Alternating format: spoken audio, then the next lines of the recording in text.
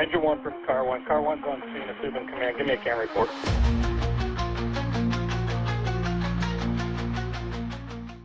What's going on, everybody? This is Mike Goldstein, Stickers of the CAN Report. Nozzle Tov, everybody. I have Uncle Wayne in the house. Wayne Jones, the Firefighters Chalkboard. You know him, you love him. I have him on the show today. And, man, we're just going to have a lot of fun just talking about anything and everything.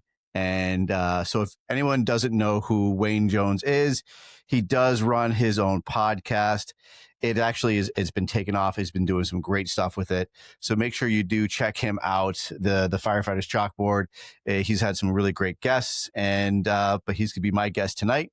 And we're going to talk about who he is, what he's doing, and pretty much just about firefighter stuff and fire service stuff. So Wayne, thank you so much for being on the CAN Report, my friend. Oh man, the pleasure is all mine, and just a little weird being on the other side of the screen. I'll go ahead. Yeah, now. It is always weird. I've been on a couple others, and it's always just a different experience for sure when people are asking you the questions. But I'm happy to have you on. This is gonna be a great time. So I'm gonna dive into your bio real quick. Again, I always love to do the housekeeping. If you haven't, please subscribe, click like. All that good stuff. It lets me know that you guys are actually liking what I'm doing. And if you know of any topics you want us to discuss about, please drop me a line. Let me know what you want to see, hear, guests, or if you have something that you want to talk about, let me know. We'll see if we can get you on the program. So drop me a line. I'd love to hear from you guys. So we're going to drop right into Wayne's bio. Uncle Wayne Jones, started the fire service as a junior in 1993, keeping a promise to his childhood best friend. He became a certified firefighter in 1996 and volunteered until he was hired in 2001, promoted to lieutenant in 2008, and promoted to captain, and was assigned to the train division in 2022. He is an adjunct instructor for the State Fire Academy and has been a presenter at the South Carolina Fire Rescue Conference and MAFC, where he mainly presents lectures on instructor development and mentorship. He's the creator of the Firefighters Chalkboard podcast and social media page. He is a graduate of Columbia Southern University with an associates in fire science and finishing a bachelor's in emergency management. He is the author of the books The Why Before the How, a modern day approach to teaching the fire service students, Leave Your Thumbprint, Making a Difference Through Mentorship, and Step Up to the Chalkboard. His end goal is to finish his master's in emergency management and to be a full-time college professor after retirement so he can continue to mentor the future leaders of the fire service. Man, that is awesome. What an accomplishment, man. You've got books out. You've been hitting the maps, doing your presentations. Good for you. That's great. It's definitely taken off. A lot yeah, it has. I thought it was. So real quick, why are you called Uncle Jones? Well, Uncle Wayne Jones? Actually, some of the guys that used to help me teach, where our training academy is, there's a firehouse right down the street. So those guys, while they're on shift, they'll come over and hang out with us depending on what we're doing that day. If we're doing a lot of skills heavy stuff, they'll come over and help us out and give us some extra sets of hands to kind of get that instructor to student ratio down a little bit lower so they can get more reps in and stuff. And one of my good buddies, Coit, He's just recently promoted to captain, so he's moved away from me now. They give him a different house with his extra bugle, and he come up to me one day and he just started Uncle Wayne. I said, where's that coming from? He goes, you're not the drill sergeant. You walking just kind of like whenever you dealing with your students, it's more like you giving them that friendly uncle advice. You put your foot where it needs to go when it needs to go, but the rest of the time it's more of a heavy mentorship and guidance thing instead of just being a tailhole drill sergeant yelling at somebody all the time. So, I mean, I like that. Yeah, yelling ain't going to work at me, so I'm not going to do it to somebody else. If it gets to the point where I've got to yell, the neighbors are going to hear the reason why. I mean, it's probably because we've had a conversation about something 3 or 4 times already. I like that. I think it's a cool approach where you have that different demeanor where they don't want to disappoint you. So like, when you're disappointing your dad, your uncle, your grandfather, like sometimes that's even worse when you give them that disappointing speech or look. that's worse than yelling at someone, right? Like your kids, right? Like when you say, I'm very disappointed in you, that cuts deep more than just yelling and shouting, because as we all know, sometimes yelling, one, doesn't work. They'll just tell you to F off, or two, they'll drown you out.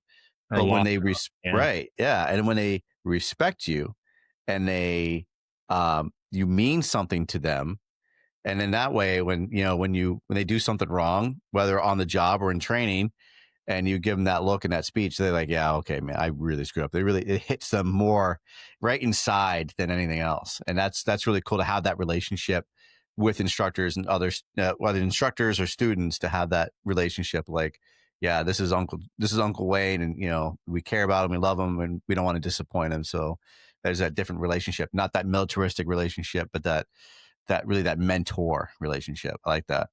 Yeah, because I mean, like I talk about in the books, I talk about when I'm teaching and stuff. Mentorship starts on day one. So the first day I've got them whenever they come into class and start the academy, or if they're coming in for a officer's class and I've never taught with them before. Mentorship for that starts on day one. The tone is set right out the get go.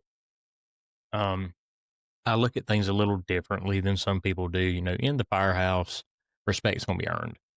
You got to earn your respect. Kind of like an article I just read that was really good that said, earning your seat at the table. I mean, you got to work and earn your spot, right?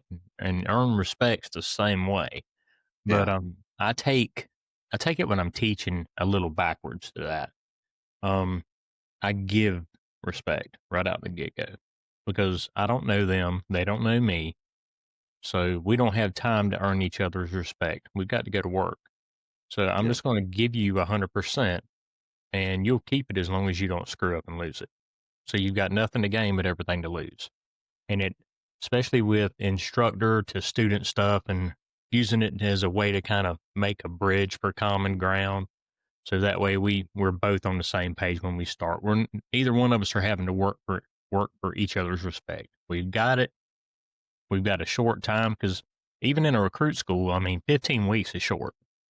Whenever you've trying to push everything in, so it's I don't have time to wait and see if it's going to happen. I'm going to give it to you from day one. Let you know you've got it because when we set that tone right out the get go, so I let everybody know you've got it. Now whether you keep it's up to you. Yeah, And you're setting expectations, right? And I talk about that a lot with one of the presentations I've developed, and talking about performance anxiety and toxic leadership. You can call yourself a leader, and you can yell at somebody on the scene all day long. If you don't give the expectations of what you want them to do, how can you really get mad at somebody when they don't perform the way you want them to perform? yeah, and you can't. You can't, right? So you got to set those expectations, especially as an instructor. This is all new to them, and if you come in stomping your feet and screaming and yelling right off the bat, they're not going to learn anything, and you're just going to be mad because they're not doing what you want to do. You have to set those standards. You have to set those expectations, and I think that comes with being real to them, to your class, when that education starts for the day. And I love doing that when I get to teach a fresh class. I love to first thing I'll do is I'll introduce myself. I want them to know who I am. I want to let them know I came from the same place they came from. And, I'm not doing anything different than what you guys are doing for these 15 weeks of doing your fire education course. We're all doing it together. And right away, you're setting that tone. Like, here's the buy-in. I'm not, I'm come up from where you're standing right now. And here's my expectations that is set by not just me telling you or making it up. This is from the academy. This is what I need to do. And we're going to do it this way. I'm going to teach you some fun shit along the way that might not be in the books, but we got to do some of this stuff first. So I think it's really important. I love that. Like, yeah, we're going to start off clean slate, standards, expectations, and, let's just have fun. Honestly, I've been pretty lucky for myself, not having real crappy instructors. When I was coming up, it was different world. I think when we were coming into it, there was a little more militaristic, a little more hard love, and there was a lot more yelling and swearing. And I think it's gotten a little more PC and more of a softer approach. What do you think? I wouldn't say as much as softer of approach. We do a lot of cognitive recalibration, um, but it's not a softer. Is here's the expectations. If you don't meet them, there's consequences. Mm-hmm. There's a standard of how you're to act. If you don't meet it, there's consequences. One thing that was said to us a long time ago is we hire adults, and you lay the expectations out. You can keep everything in check. You can keep everybody at the standards they need to be at, and your blood pressure never go up. Treat them like people. Let them know this is what's expected. If it's not, well, guys, we got to cut a couple extra laps. Yep. And then Yeah, you're absolutely right. And I agree. Like I just feel like I wouldn't say soft. I'm trying to find the right word, but I like when I was going through it. I mean, we had people like in your face yelling, right? And today, at least in my neck of the woods, that's not allowed. No. We can't do that. We can't like start swearing at them and getting in their face and honestly, even making them do push-ups. We can't even make them do that. If they do something like dumb or if they're insubordinate or rude. Back in the day, it was all right. You're gonna give me 20 push-ups. You can't even do that anymore. So you've got to find new ways. It can literally be you could ask them a question out of the book. All right, you didn't bother to do the work today. Here's a test question. Here's a pop quiz. What is this? Because this is gonna be on your test. So tell me what you know. You know it all. Tell me, and I'll lay that down. You act like you know it all. Show me what's up. Or throw me that ladder. You said you've already done this 100 times. Show me how well you can do that. So we have to find different ways of being strict, being more of like we're not going to reprimand you in a way that's going to single you out as well. We want everyone to learn. And so it's tough as being an instructor because you don't want to be the taskmaster, the rude person, the rude guy and quote unquote rude or, because they're going to come back, right? They're going to come back and complain and go, Mike was a dick to me. Yeah. Yeah, exactly. Mike's picking on me. He was rude or, and I've seen it and I've heard it, not people complain about me, but I've seen other people do it. And it's tough. It really is. It's a tough new world to try to find a way to reach them. And especially again, you don't want to come off where they're going to shut down emotionally and mentally. So how, what do you do to reach your students? I think that's where Uncle Wayne comes in so good though, Mike, because I mean, one thing I'm not going to say is going on for me, but it helps a lot is I've got 3 daughters and, they're all pretty close to the age of in the range of what I deal with for recruits. Yeah. So I've never had to yell and scream at mine. I like and that. It's that whole, this is what I expect mentality. I'm going to give you respect. You give me respect and do the job. And it's you do or you don't. Yeah. You treat others the way you want to be treated. Right. And that's how I go into it when I'm teaching is I want to be treated with respect. Like you said, respect, you give respect right off the bat and I'll do the same thing. I want to be respected and I'm going to treat others with respect. Mm-hmm. And I think going in that with coaching them, because that's, for me, that's how I think of it, right? We're coaches and, granted, like we have to harden them up a little bit, but so do coaches. Mm-hmm. Honestly, like I have 2 daughters and I watch my daughter, my one daughter plays sports. She plays softball. She responds really, really well to a coach that gives her tough love. Mm-hmm. They're not mean to her and they don't belittle her. They don't call her names because I'd go on the field and I would probably lose my shit. But I've seen a coach that actually will show his disappointment. He'll express his disappointment in her and tell her, I expect more from you. But I'm going to show you how to be better.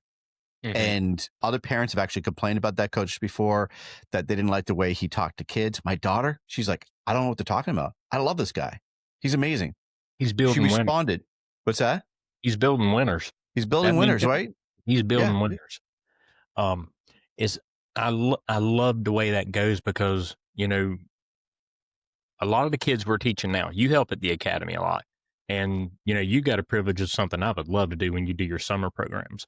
But a lot of the kids we're dealing with now are products of COVID. They were growing up, finishing middle school, high school, some of them even college, because depending on what age they decide to come into the academy.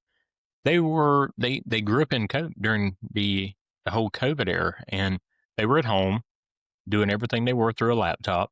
And you said coaching, that's what triggered me on this.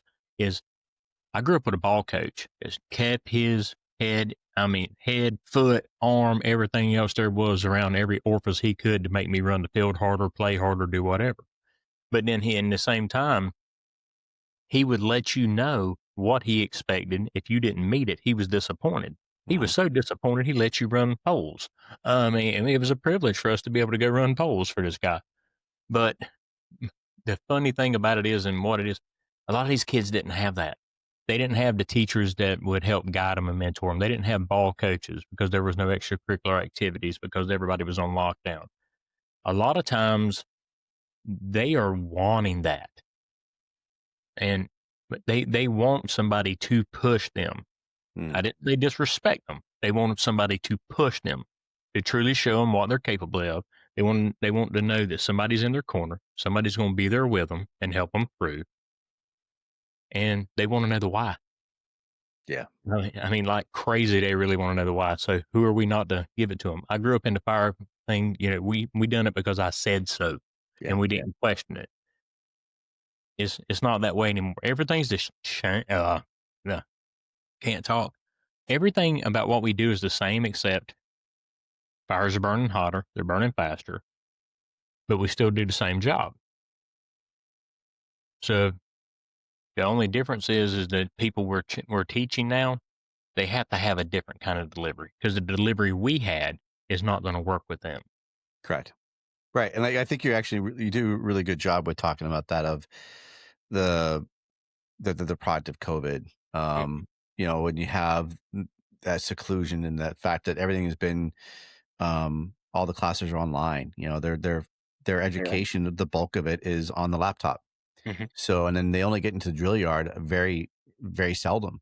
Especially when COVID was going on, it was hardly ever they got onto the drill yard. So they didn't get any of that, the hands-on, the practical stuff. And it's always amazing to me that when I see certain students come in, they're almost shocked by the physical part of it. It's the same thing with the summer program they do with the Explorers. They come in and they're already tired, or they're hot, or the physical side of it. I can't, like I hear can't, and we all as instructors, we hate the word can't, because if I can do it, you can do it. Yep. And some students that I've taught, they flat out, like adults, have given up and say, I can't do this. And I'll be I'm always super patient. There's no sense of blowing my top. And, because I flat out was like, if you don't want to do it, and after I've worked really, really hard to try to get them to coach them, they still can't do it. I don't have time. You're going to have to stand to the side. You fail for this block. And I have to write out a report. So that way the coordinator knows that so-and-so refused to carry a person up the stairs. And, they asked for those reviews back. And it's like, I tried as much as I could. This one person did not want to do it physically. He says, I can't do it. And I'll ask that, and it's not being rude, but it's trying to motivate and encourage. And we did a physical test for them to get signed off on SCBAs. And I was watching them, and man, I was standing with another instructor, and we were just watching this, and we were like, our jaws were wide open, but I just couldn't believe the physical, how they were lacking the physical part of it. And they were just literally just ready to give up. And I said to the lead instructor, I go, if you don't mind, I'm going to have a little speech at the end of this, if you're cool with that. And he says, I would really, really like you to do that. And I read the description of what the firefighter is supposed to do. The job description of a firefighter, that you will lift 50 pounds and that you will do this in complete gear. You will, all these physical requirements. And I read that to them. And I said, you guys knew this job coming into this class, and you can barely do one round without giving up. Can you do this job?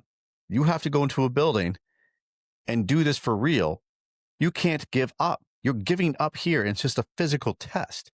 If you're in a live fire and something happens, you can't give up. And I think I was kind of I wasn't losing my shit, but I was just being very, very blunt with them because again, like with the whole COVID thing and everybody kind of being shielded from that, they're not getting that tough love again, like we talked about. And I think there's a time as an instructor, definitely, especially in this generation, it's you have to be careful what you say, but you can still give that tough love and say, this is literally our job description. You need and have to do this. Or don't call yourself a firefighter, because you and me, and I'm pretty sure most everybody who's listening, it means a lot to us to be a firefighter. Absolutely. And so when I'm teaching and I see somebody who is just absolutely lacking in that physical capacity, and they just give up without really trying, it really bothers me. So I have to stop the show. I live again, another time I was teaching, stopped the whole show. And I asked one of the other instructors, hey, do you mind if I say something? And he said, sure, go ahead. Show of hands. Who here doesn't want to be here today? If you just raise your hand, it's cool. If you don't want to be here, I just need to know so you can go home, because I don't have to be here. I mean, I'm getting paid, but I chose to be here, but I'm here to teach you guys. I'm sacrificing my day. I could be with my family, but I'm sacrificing my day to be here with you guys, and you're not putting in the effort. So if you want to go home, we can all call it a Saturday and we can all go home. So sometimes that tough love has to be done. It does. And then a lot of times, I mean, we've all run into it.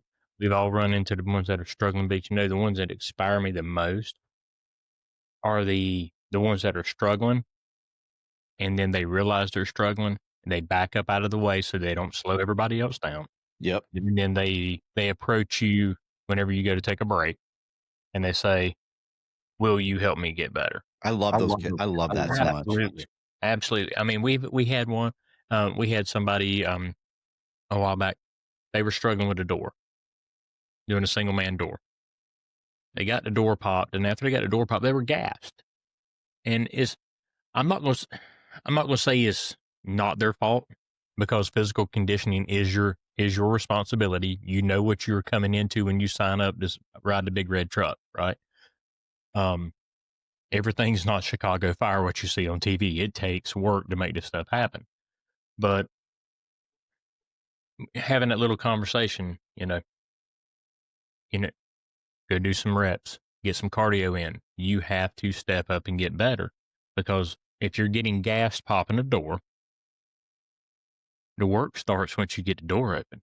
Getting the door open is the easy part. Then work starts.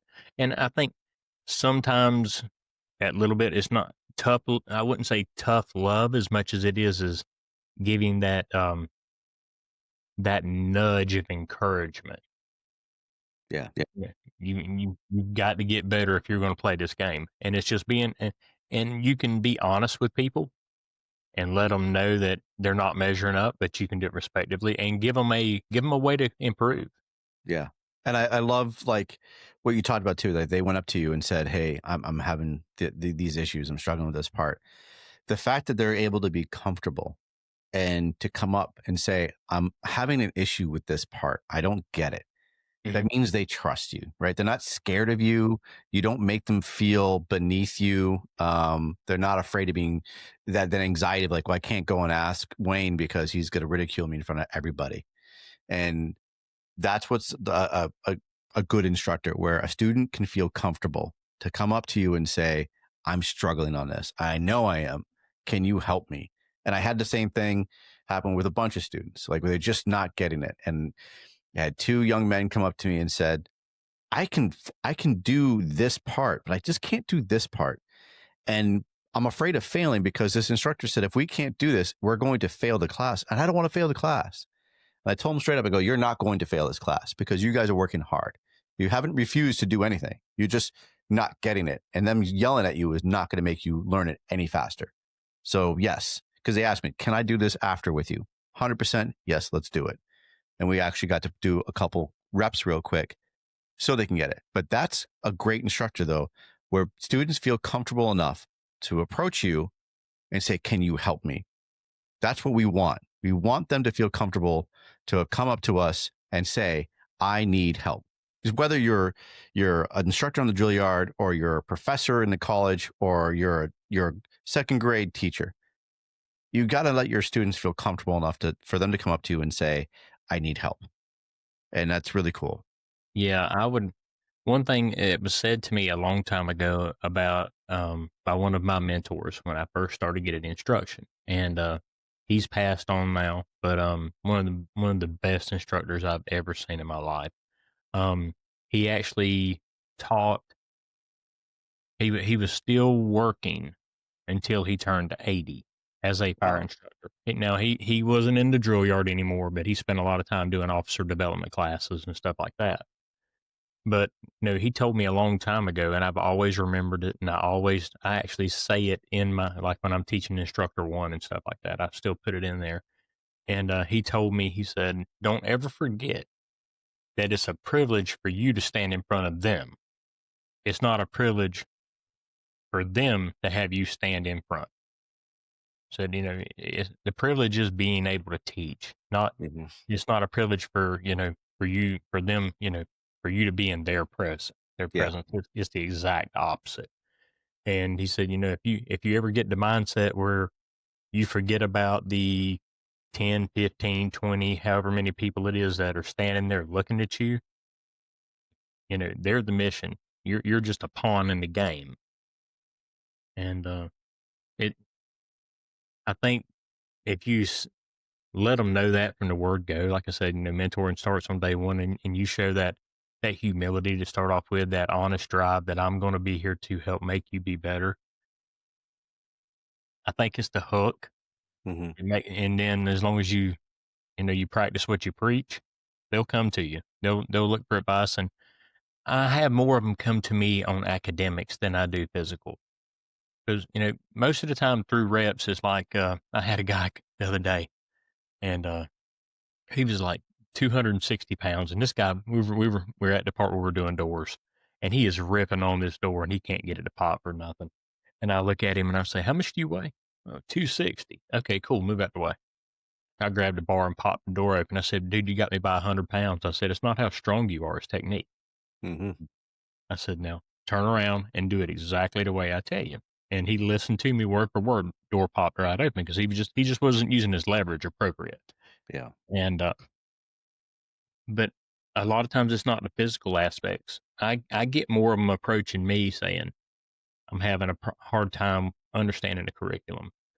And I've had a bunch of guys get tutored in my shop at night over coffee and stuff sitting in the backyard. And if that's what it takes, it's what it takes. Because if I don't do it, who's going to? I love it. Man, you nail it, all of it. And I smiled because I've seen it. I've been there, and for me, like I'm like 5'0". So when I see the big guys come in, and especially the big kids, and they're struggling, I'm like, well, if my stature can do it, you can do it too. Trust me, it's possible. And it's like you said, like when I first came in, I thought it was all physical.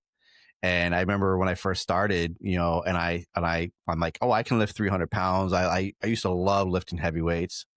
And then I started, I'm like, man, what's wrong with me? I can't do this. Like, I know I can lift heavy stuff, but I can't, I'm getting gassed out.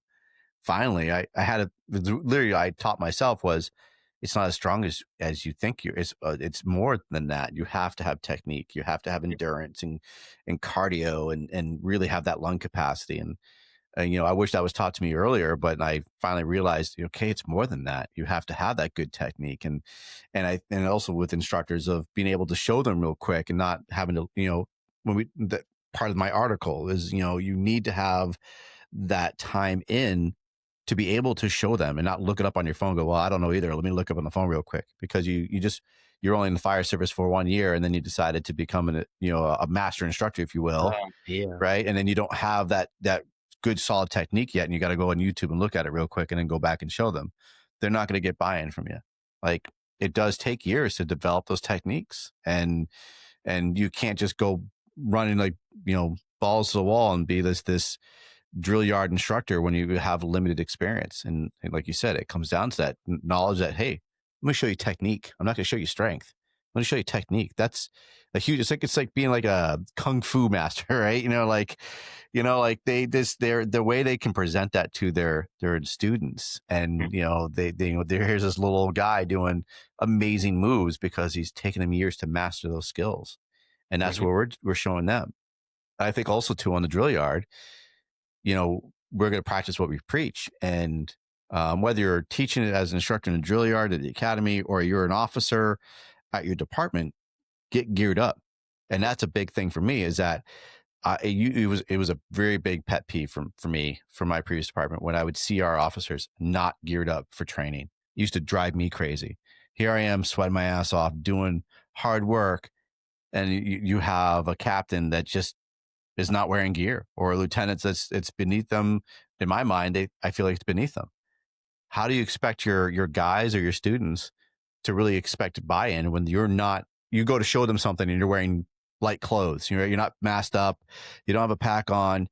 Jay Fulmer, he preaches this. Ambassadors of the Craft. He talks about it greatly, and I love that he brought up, because it's the same mindset I have. Is that if you're going to teach, whether academy, fire departments, conferences, you're wearing the same equipment they are, and you're going to do the same thing that you're teaching them.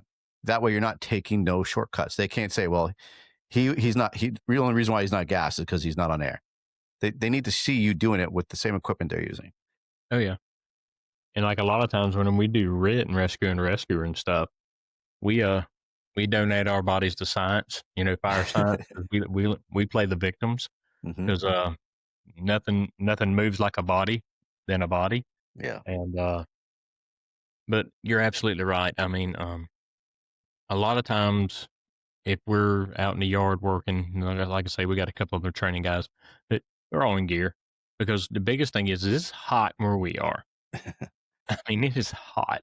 On an average day in the summertime, it's between 95, 98 degrees and 70% humidity. So how can we gauge how hot the students are if we're walking around in a t-shirt? We got the same gear on just like they do. We can gauge when do they truly need a break. I love it. And now we're gonna change subjects now. How did you get into writing? How did you get into your books? So, believe it or not, I didn't even dream of starting it until I started college. And it started with a college paper. And it went very easy when I wrote that first paper, because it was on something I was passionate about. And I was like, man, this is kind of easy. And then the more and more I was doing schoolwork, I just noticed myself staying in my office later at night.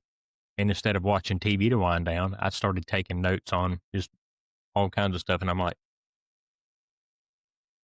going to work one morning, had one of those thoughts, and I'm like, okay, I've been doing this for 2 years.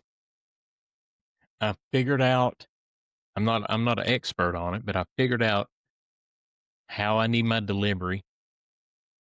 My test scores are getting a lot higher. My students are understanding better. Let me share this information, because my old boss is still my mentor. He had a huge mentality of, don't be stingy with nothing you learn. Pass it on. And so that's what I started doing. And then I made a book, and it's really funny. When I done Why Before the How, I nerded it out. Man, I got so technical and went, because I was thinking of like a research paper. I mean, I just had it beat up. And one of the ladies that works for our fire academy, she calls me one day and she goes, "You in college, right?" I said, "Yes, ma'am." She goes, "I can tell." I said, "Why?" She goes, "You wrote this book like a research paper." She goes, "The information's solid." She said, "But it's like a 200-page research paper on this stuff." And I was like, all right, we need to do a rewrite, because ain't no regular fireman going to read this thing like a research paper. So I done a second edition of it and cut it down, and tried to make it where it was a lot more fireman friendly. And that one leaded into another one and another one, and we're hopefully in the next couple of weeks going to be launching another little project. Oh, right. Yeah. That's awesome. So you have 3 books. I've got 3. Yeah. And you got 3 books, the Why Before the How.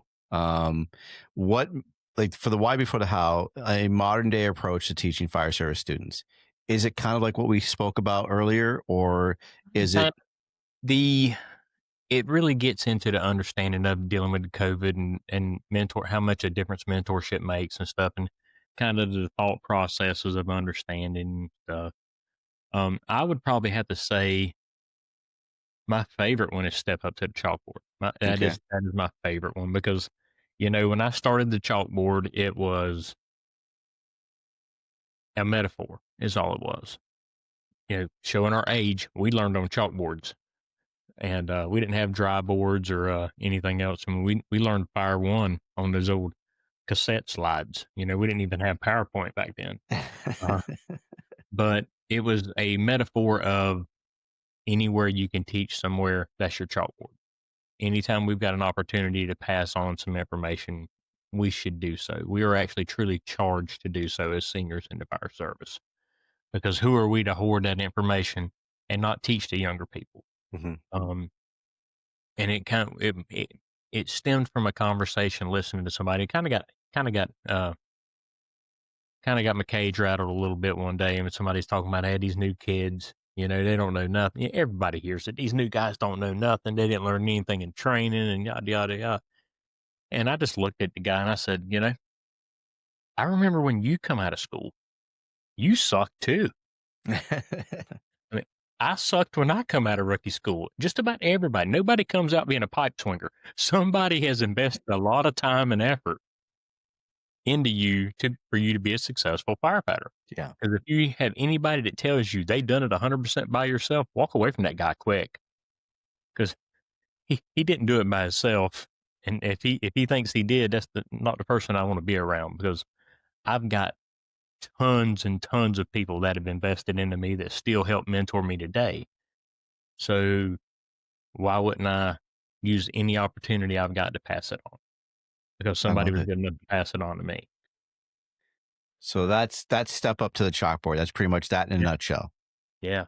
I like that. Mentor, teach, anytime. In a nutshell, that book rolls it into, it is our duty to pass on our knowledge. And anytime we have a chance to do it, we need to, no matter where it's at, use your chalkboard. Doesn't matter if it's a keyboard writing an article, or if it's a pump panel sitting on the front pad, or if it's nothing but a bumper conversation at 2 a.m. with a cup of coffee. Metaphorically, use your chalkboard to pass knowledge. That's awesome. That's great. Now, for these 3 books, do they all kind of like lead into each other, like from the get go, right? Your first one, the why before the how, does it lead into the other one and follows through, or are they really like 3 separate, like totally separate books? They're 3 separate. You'll see. I mean, you can see a little bit. They're 3 separate books, but you can tell the same guy wrote them. Mm. There's a little bit of similarities in them that way. Um, I've had a couple people tell me, they wanted me to do my own audiobook. And I'm like, I can't do it. I said, I can't sell cornbread, because that's exactly what it's going to sound like if I try to talk an audiobook through. And because I can't afford to pay somebody to narrate it, I'd have to do it I myself. think I'd rather listen to you narrate it with your accent. I think that'd be fantastic. It'd probably put me to sleep because your voice is very calming, but I would enjoy it. It's calming, right? I get wound up pretty good. Well, here's a question for you. Writing books, like it's not an easy thing. I mean, it's easy, right, for people that like sometimes it's like a natural ability. Like if you know what you want to say and you have the meat, it's easier to write it, right? But it's still, I imagine, pretty difficult. My question to you is, do you see a lot of people that are just putting out books to put out books, right? Like they're using AI, they're using chat, put GPT, all that stuff. They're just banging out books left and right because they have now the technology to make it easy, right? Like they just type in, hey, I want to write a book on this. Oh, that's a great idea. Here, let me show you. And all of a sudden you've got, a first chapter written and you literally just typed in, show me how. What do you think about that? It's wild, because I've talked to some people that done that now.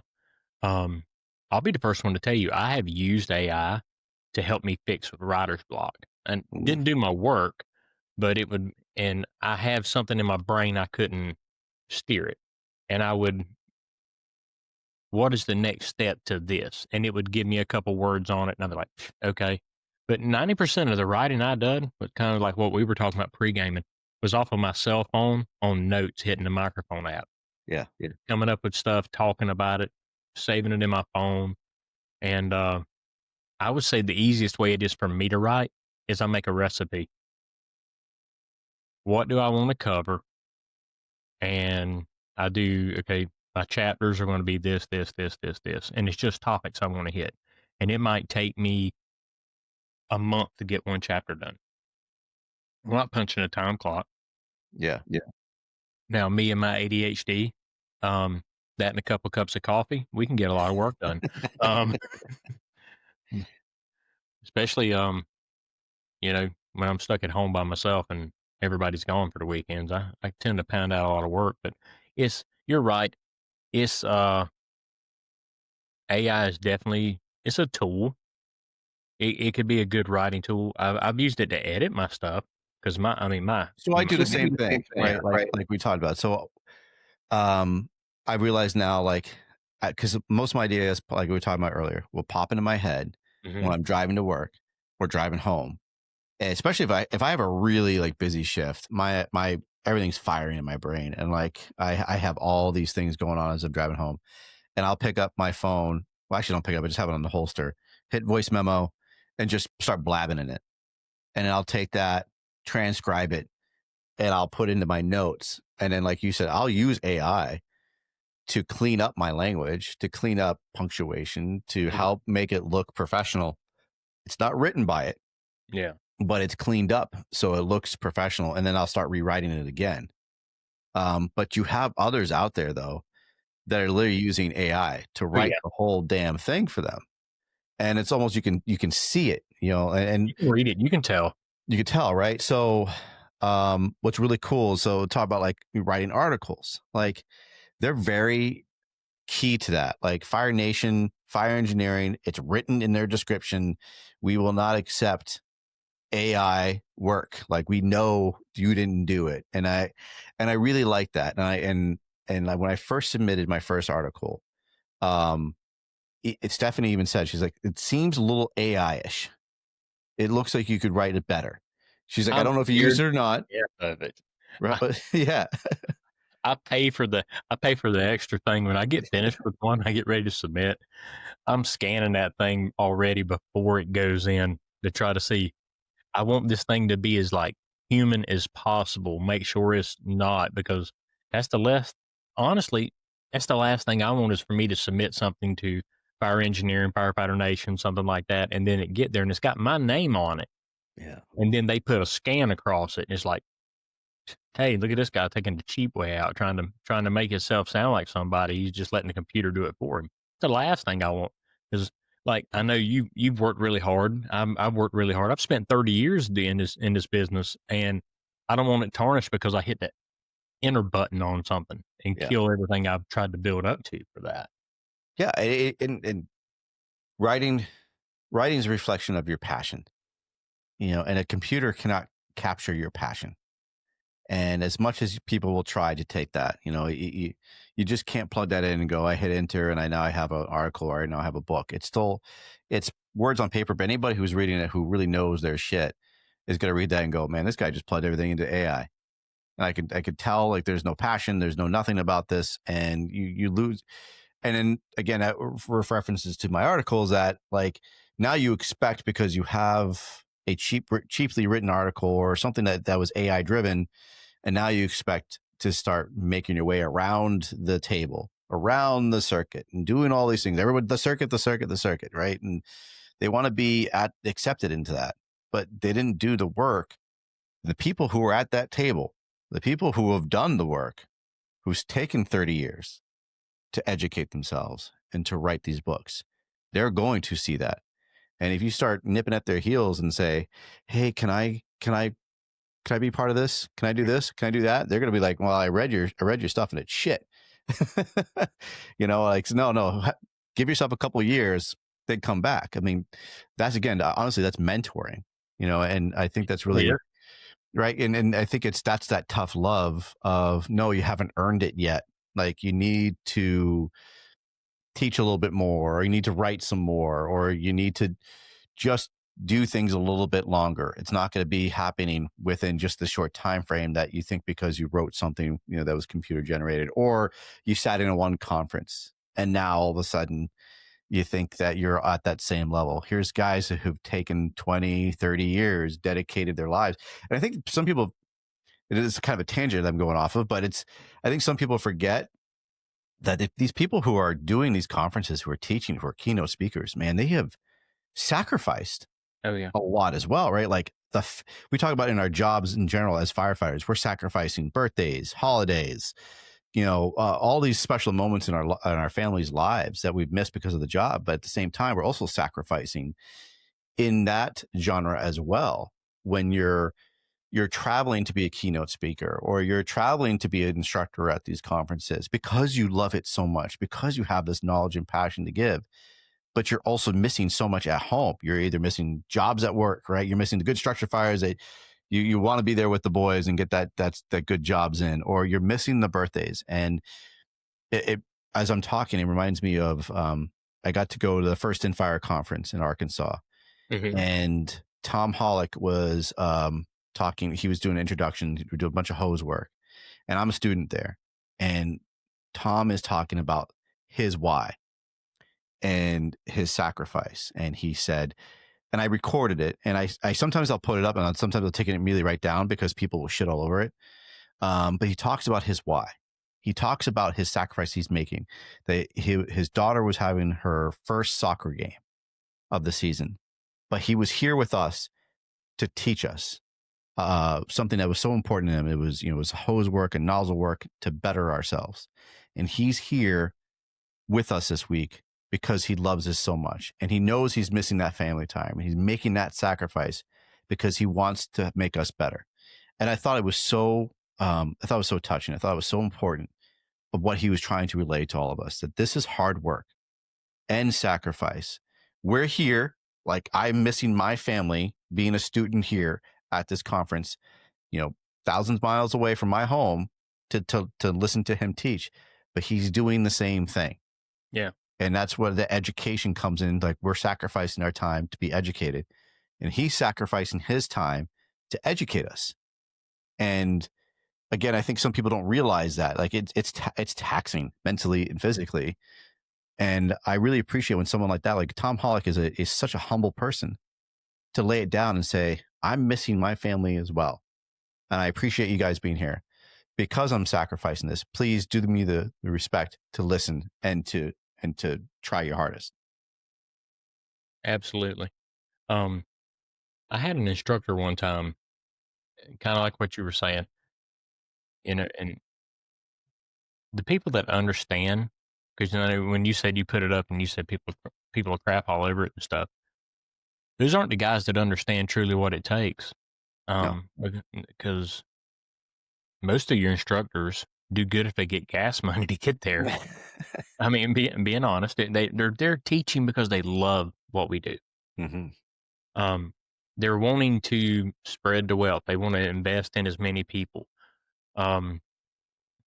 Is because I done a math problem in one of my presentations, and it says if a fire instructor teaches a class and he's got 20 students, and after they graduate, if those 20 students run one college shift for their duration of 28 years until they can retire, that little bit of work that instructor did will help make an impact on 68,000 people.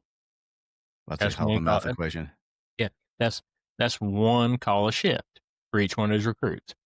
Now, if that same fire instructor runs 2 rookie classes a year, and he does it for 10 years before he leaves training and retires or whatever, and if those same students he invested into run one college shift for their retirement, 1.6 million people that he made an impact in.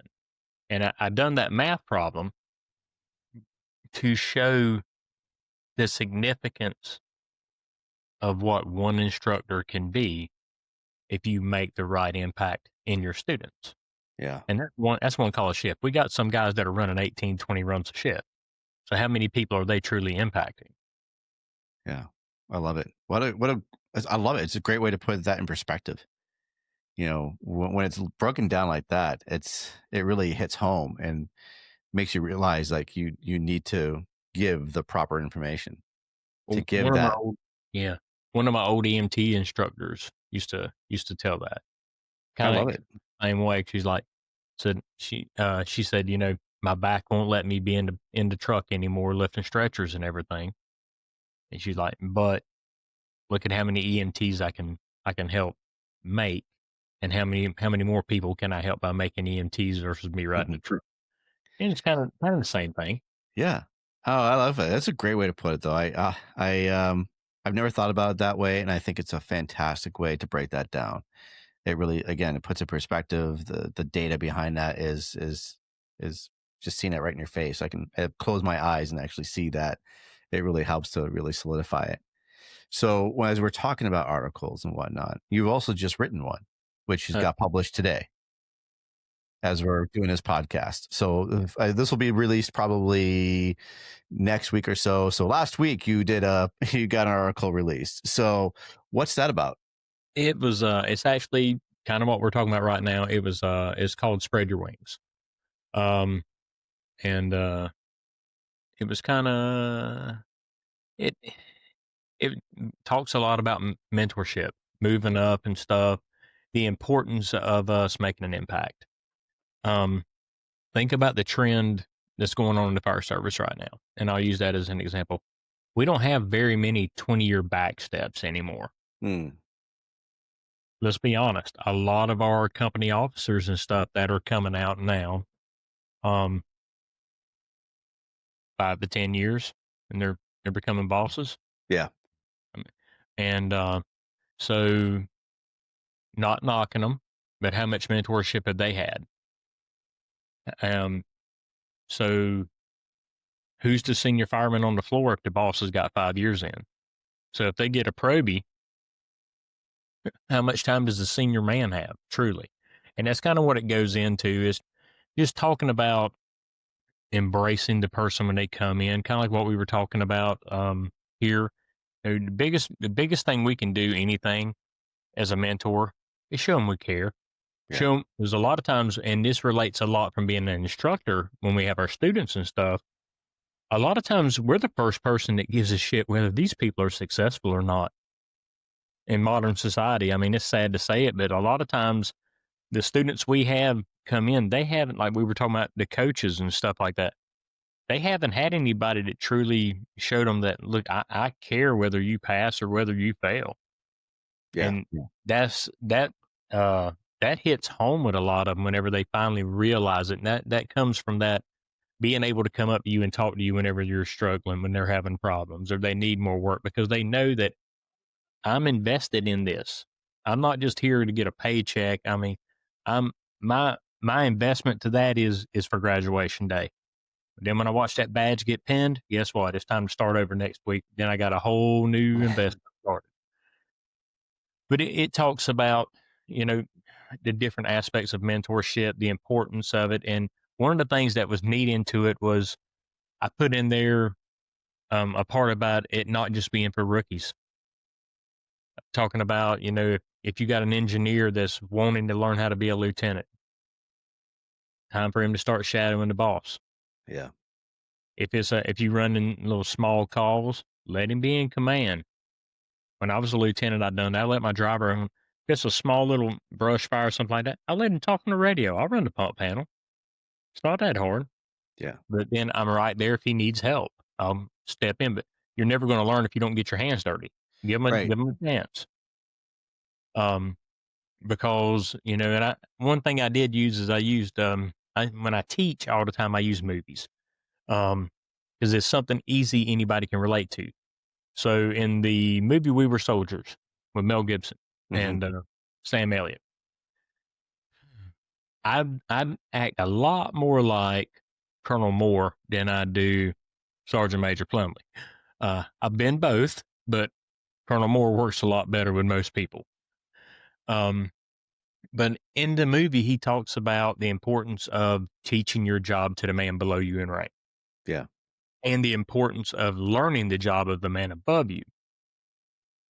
it's no different than what we do.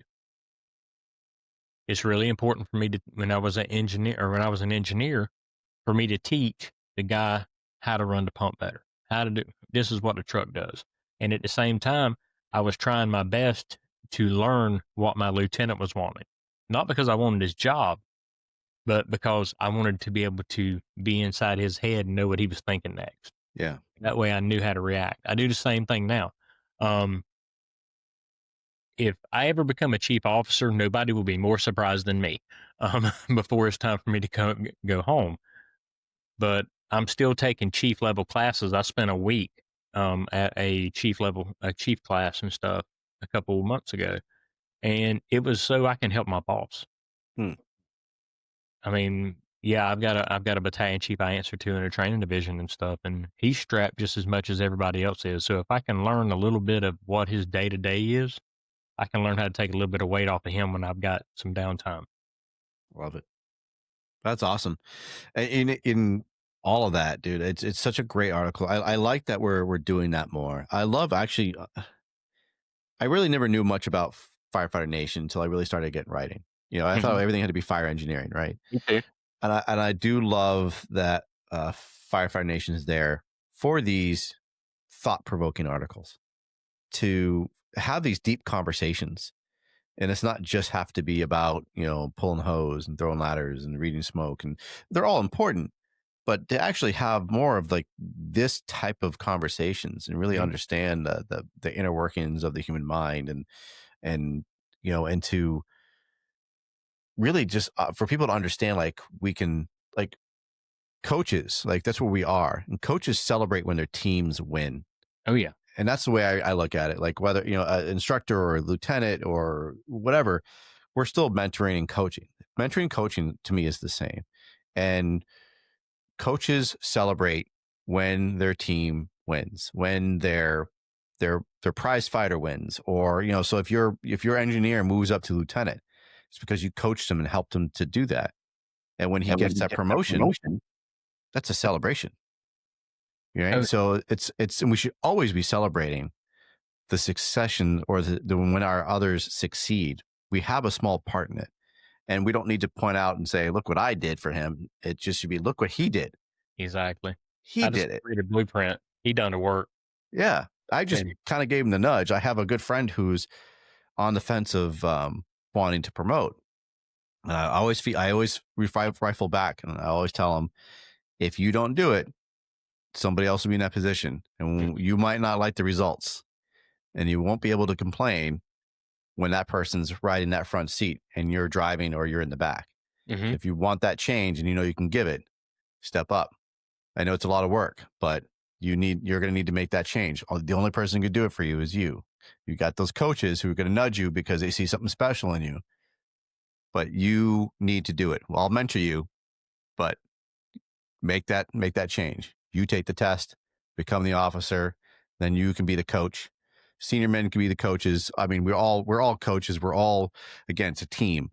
But I think I love that your article is about that, about mentoring, about giving them that extra nudge and just, hey, you know what? Brush fire, I'll take this one. Get on the radio, tell them what you think you're going to need. I'm right here to coach you along. If you need to know what to say on the radio, what you need to call for next, I'm right here. We'll do it together. Yeah, absolutely. Because and I'm not inventing anything new. No. I will never say, because that's what my boss done for me. When I was a lieutenant, I had a battalion chief that was kind of neat because we got hired pretty close to the same time. I watched him go through the ranks while I hesitated. I'm going to just ride the right seat, be a lieutenant. I'm happy, yada yada. Watch him move all the way up. I'm very proud of him for doing that. And then he became my boss. And, but the cool thing about it was he gave me that extra time. I mean, we'd pull up on a working fire and I'd have command of the fire while it was going, because it'd take our battalion a little while to get there. And when I get there, when he pull up, we had a good knock and it was working, he'd just stand beside you. And he wasn't one of those guys that come up, chief has arrived on scene. There weren't no chaos there. We were okay. But he would let me let me do. If I stub my toe, he let me stub my toe, but he was right there to help me recover from it, and that was a good learning thing.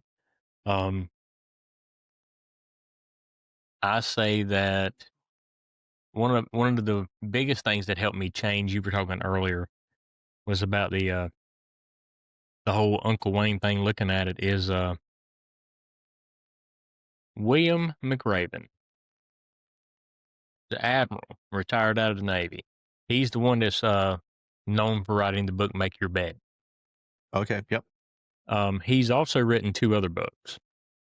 One is called Sea Stories, and it talks about all the missions and stuff he run. And then another book he wrote was called Wisdom of the Bullfrog. And the bullfrog is the name given to the oldest active serving Navy SEAL, which he was whenever he went to retire. He was known as the Bullfrog. So that book he wrote was 30-some years worth of wisdom as a SEAL team and Special Forces commander out of the military, and how he kept his people being productive and still treating them like people. And I learned a lot from that book. And it just makes you look at things, put things in perspective, because there's no more of a family atmosphere. A fire crew in a station is no different than the atmosphere of that SEAL team working together. Yeah. Same aspect. So if his principles work for that, why couldn't they work for what we do? And it basically rolls into the bottom part of the article I wrote is love your people, and love them enough to be honest with them, love them enough to give them a nudge when they need it, and love them enough to know that I'm here to listen when you just need somebody to listen and not give any feedback. Just vent away. And then I'm going to look at you when you're done and say, do you need me to say anything? And they'll say, nope, I'm good, or yeah, give it to me. But it's all about love. If you truly love your people, you're going to invest in them and make it happen for them. I love it. That's actually the way to end it, dude. That was fantastic. Uncle Wayne dropping the knowledge bombs. I love it, man. That is fantastic. An hour flew by wicked fast. I'm actually very surprised at how fast this time went. Yeah, I mean, I can relate that, because a lot of times I'm looking at the counter on mine and I'm like, man, we've only done 20 minutes. I feel like we haven't even really scratched the surface. I didn't know what to really expect. So we're going to have another podcast for sure. Maybe I'll have to come on yours and we can talk a little bit more. Yeah, we'll do part 2 on mine. How about that? We might have to do part 2, because man, I feel like there's just so much more to talk about. Like, damn, I almost don't want it to end. So, but I really appreciate what you gave, man. That was some really great information and really insightful, and I thoroughly enjoyed it. So if anyone's looking, if you haven't yet, check out the chalkboard, the Firefighters Chalkboard with Uncle Wayne Jones. Man's got knowledge. He's just got his new article that just released on Firefighter Nation. Is it on Firefighter Nation? Yeah, it's on Firefighter Nation. Fantastic. On Firefighter Nation, check out Firefighters Chalkboard podcast. He's on social media. You can find him on Instagram, Facebook. You on TikTok too, as well, or just... Yeah, and I've actually got all the podcasts are on Spotify, and I'll throw another nugget too. And I've got on a YouTube channel. And here's something else for everybody that's listening around us, an instructor.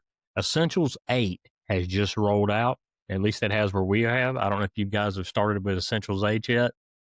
I have done my due diligence, and with that, there is another Spotify channel that's called Open the Book Proby. All right. And basically what I've done is I've done all 15 chapters of Firefighter 1 in Essentials 8, and I have done between 30 and 45-minute Cliff Note lectures of that curriculum. So, and we were talking earlier about trying to different delivery for your students. That's something we tried. So that way, like if we're doing fire behavior lecture today, we give them, they know that lecture is coming up. They listen to it on the way coming in, or listen, that way it's already got their mind open. So they're geared already for discussion and conversation about a lecture we haven't even given yet. Oh man, that's fantastic. It's helping a lot. All right. I love it. It doesn't cost anything. Anybody listen to it, use it as a tool. Tell your students, get them on it. anything yeah. that you can use to make it better, roll on. That's great information. Thank you so much there, Uncle Wayne. I appreciate that. I'll definitely put that in the links. Make sure, actually, I'm going to check that out. I didn't even know that existed. So thank you very much for that information, man. I appreciate that. Some good nuggets right there. Man, all right. So before I end it, I always like to give a shout out to Next Rung. Next Rung is always near and dear to me. Mental health is definitely a top priority for us in the fire service and the first responder service. And Next Rung is helping us out. Next Rung is Blake Stennett, Charlie Brown. They are making mental health easier for first responders to get that help that they need. So they have their card here. I love to just show their card if anyone needs help. There is their information there. And then there is the barcode. So you guys can all check that out. The first step is getting help. If you're feeling like you need to get out and talk to somebody, reach out to Next Rung. You can text them. You can call them. If you need to speak to somebody in your home state, they'll do the work and get you an appointment. They'll find the counseling office for you, and they will make an appointment for you. But you got to do the work as well. You have to put in the effort, text, call. We need you around. Please do this for your family. Do it for the ones that you love. If you're feeling that there's no way out there, check out Next Rung. They're going to help you out. With that being said, I appreciate you all tuning into the C.A.N Report. I appreciate Wayne Jones. It was a great conversation. I got to do it again. I need more Wayne Jones. So we're going to have to do this again, man. This is fantastic. And Wayne, I'm sure you've watched my podcast before. I always like to leave it with the nozzle top, but I'm starting something new, and I want my guests to do it with me.